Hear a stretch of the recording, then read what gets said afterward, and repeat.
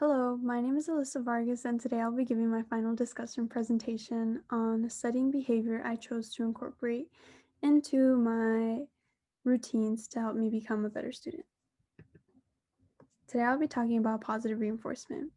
Positive reinforcement is a strategy used to manage one's studying behavior. It is one of many methods used to help combat negative behavior that is undesired or promote desired behavior. And this can be used in any academic, social, or private environment. So what does this process look like? Before I explain, I would like to describe Thorndike's law of effect. Thorndike found that people will be stimulated by different things in a positive or negative manner, and whether or not they view it as a reward or punishment is if it increases or decreases a behavior. So in other words, what may be positive reinforcement for someone can be negative or neutral to another. An example of this would be a class of students who need to finish an assignment. The teacher announces that those who finish will receive some gummy bears as a reward. While some kids will be motivated to work harder, others will remain neutral or even be put off by it because it is something that they don't like or just interests them in general. This leads me to describe how positive reinforcement can be applied to schoolwork. So first, you will find something that you like. And this can be maybe rewarding yourself with some chocolate or buying yourself a meal or coffee. Next, find a task that needs to be completed. This task can be something that has been proven to be difficult for you to complete in the past, or something that requires a lot of work and something that you just want to push off. And finally, give yourself that reward once you have finished because you deserved it.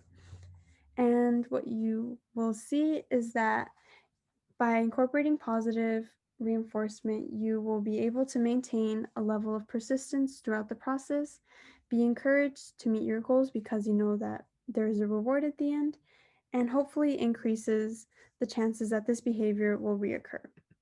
And something Duckworth describes is that a student who makes a plan finding that it works well for them will turn it into a personal rule and eventually make it a habit to follow.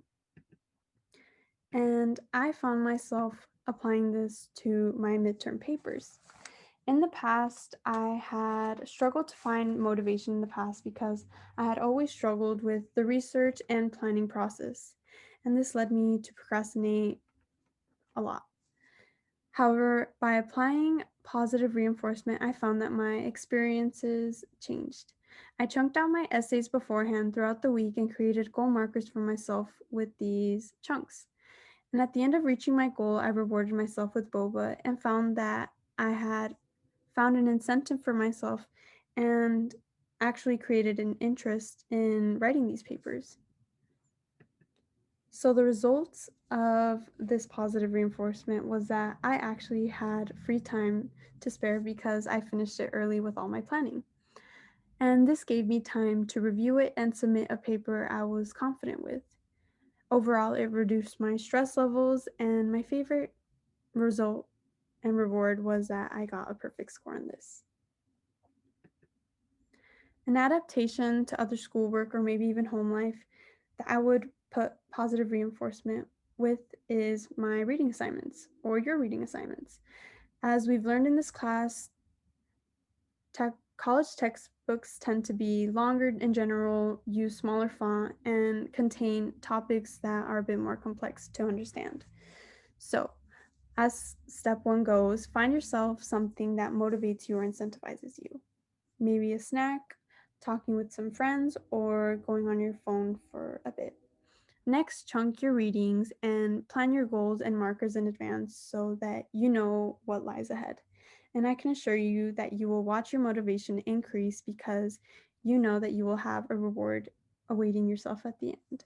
And with home life, this can be applied to maybe chores that you don't want to finish, maybe giving yourself a meal after doing your laundry or doing the dishes will help you finish the stuff that you need to do.